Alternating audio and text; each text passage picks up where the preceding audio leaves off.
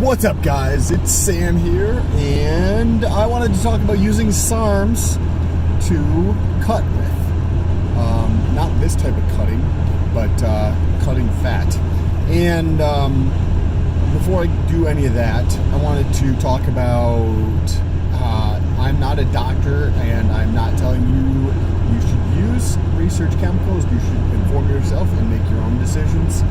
This is just for entertainment purposes only. Okay, with that being said, let's get into the video. How to use SARMs for cutting. If you do a quick Google search on using SARMs for cutting, are they better for cutting or bulking? The sheer fucking number of articles and videos that come up is just ridiculous, and it's way more of a fallacy than anything else, in my opinion, because the vast majority of SARMs are not going to increase your ability to burn fat, to any great degree, other than the output, right? Like you might get a slight increase in your maybe nutrition partition, your ability to partition the nutrients. So maybe if your body can operate slightly more efficiently, you can burn slightly more calories, but not something to cut on. But if your objective is to get shredded, meaning sub, say, 12% body fat, and that's coming from me, like I think most of the time if you're thinking shredded, that's below 10% at a minimum. There's a Tesla Model S in a brown poop color. Meaning below 10%. So we'll call getting shredded below 10%. SARMs are not going to be the solution, because you're not going to get the results of the extra calorie burning from SARMs. You might get slightly better nutrition partitioning. If you can utilize it slightly better, maybe you can have a more effective use of that, which might burn more calories, but more than likely would just mean you need less calories. The other thing is, if the SARMs, remember these are not for human consumption, by the way. If the SARMs have a placebo effect and cause you to exert more effort and be more present and engaged in the gym in every single rep that you do in the gym, and that increased intensity and focus and engagement with what you're doing actually has the effect of increasing the caloric burn during that time, then you'll have a little bit of a increase in calories burned from SARMs. But the actual SARM itself is not causing that, other than the placebo effect. The way to actually use SARMs to cut with is focus on your fucking diet. The SARM is not going to get you cut. Remember, cut, shredded, like super lean, below 10% is what we're talking about. That's our definition. So to go below 10%, the SARMs are not going to do that. That's going to be your diet, right? And doing some cardio, but focusing on the diet to get down. Like if you're at 18% or 30% body fat or whatever it is that you're at, and you want to, say, have abs, right? You got to focus on the diet. The SARMs are not going to help. I get so many messages all the time about asking to get them to take a SARM for research purposes only, of course, to get lean or shredded. And it's not the SARM that's going to get somebody shredded. It's the diet. Focus on your nutrition. And then you can use that to build the foundation of researching with SARMs. I think SARMs can be used as a muscle preservation tool if somebody's in a caloric deficit, right? So you want, now it's like, well, what do? Everybody says focus on your nutrition. Okay, to start with, count your protein, the grams of protein you're having, and consume your body weight in grams of protein. So if you're a 200-pound dude, have at least 200 grams of protein per day, every single fucking day, right? That's a starting point. Just start there.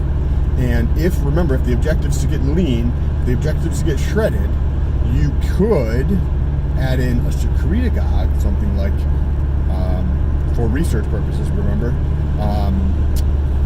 MK677, because that is a secretagogue for HGH and does have a little bit of fat burning effect over, from my experience researching, a prolonged period of time, a pretty substantial time period, like multiple months, before you really notice the difference. But that goes in conjunction with a controlled diet to meet your objective.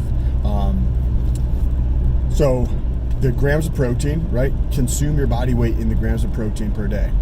Once you actually count that every single day and you know that you're getting your appropriate amount of protein in there, and you do that for 3 weeks, then you can go on to something else. You can go on to, say, adding in some cardio, and then you can go on to start manipulating your carbohydrates. So in this example, all these things work, right? But somebody just got pulled over in an accident over there.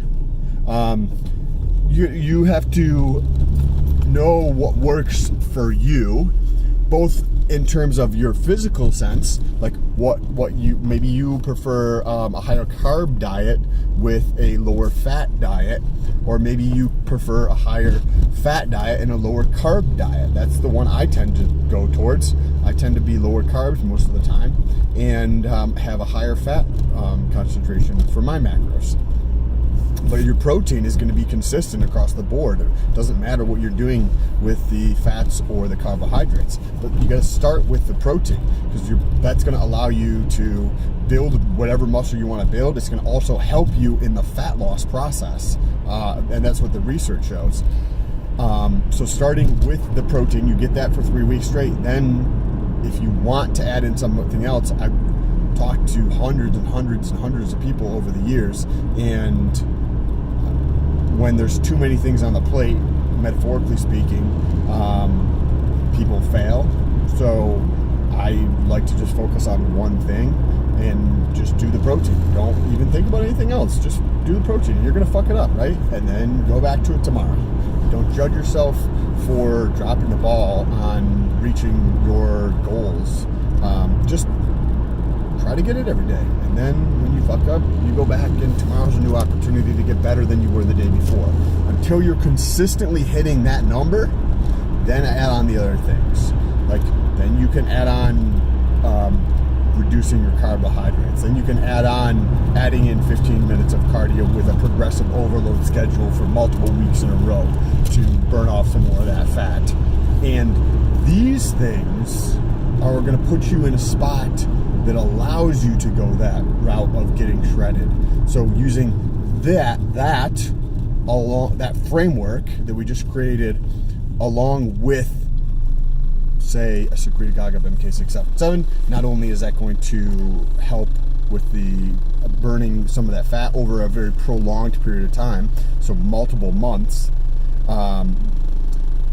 it's going to help with the fat a little bit, but it's also going to help with the muscle preservation. And that's not even a SARM, it's a secretagogue, something like that. There's a couple clinics that I've heard of that actually do prescribe, I think, a couple different SARMs and MK677. So if you do some Googling, you can probably figure that out. Or if you need some assistance, DM me on Instagram. Link is around down below if you're on YouTube, or up above if you're on Facebook, and I will try to help you out with that.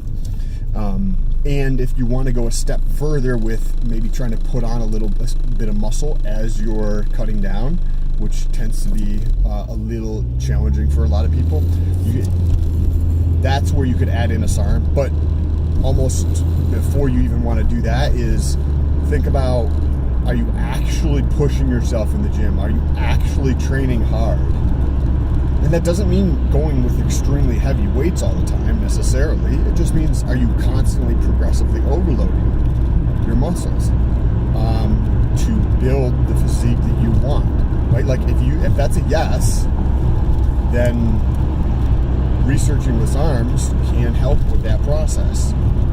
But they're not going to shred you down that much. You know what I mean? Like, it's not going to be you take them.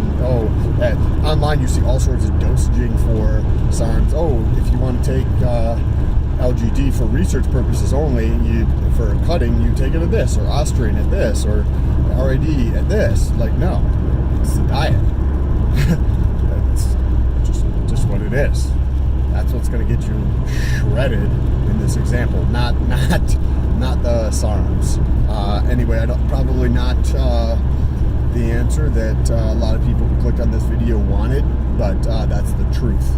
I have been researching myself with SARMs for about 5 years, maybe 6 years now.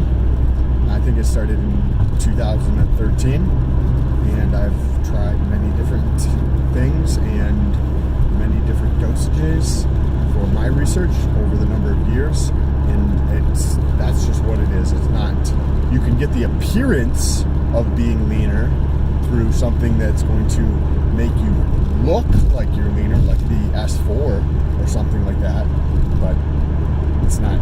It's really the diet is the foundation. And I'm not trying to discourage anybody from doing their own research, right? If you know what I mean. But I think that there's a misconstrued, everybody wants the easy way out instead of actually just putting in the work to the thing that's going to make the biggest difference, right? Like, I'm always trying to look for the thing that is providing me the highest ROI for my time or my money based on the objectives that I'm trying to accomplish, and focusing on the easiest way out using something like a research chemical is not going to get the vast majority of the people, most of the time, the results that they want. Putting in the actual work to the other pieces with the diet and the training is going to be the foundation that the vast, like, with people who know what they're doing, right? Like, kudos. And that's you already know what you're doing, and you know how to use research chemicals for research purposes to help you look or get leaner through that process, whether it's that motivation, the placebo effect, through training harder, or whatever the case is, or the mental stimulation of something like RID 140, but if you don't have that foundation of getting the protein and understanding how the cardio and the calories in and the calories out work, I think honestly much bigger ROI on your time and your money is focusing on learning that portion of it. Like, start with counting the protein. Just that's how I started. Just count your protein, the grams of protein per day, and focus on that. And once you have that down for several weeks or several months in a row, then add in another piece. You can start, if you wanted to count your macros, it works. Just count your macros. You can start counting your carbohydrates. So you can count 2 macros, and then you can back into the other one if you're counting the total number of calories for the day. Because what I originally started with was just protein. Then I counted protein and calories. Then I counted protein, calories, and carbs. And then you can back into how much fat you get out of it. You know what I mean? Just because those 3 things make it up through just simple algebra.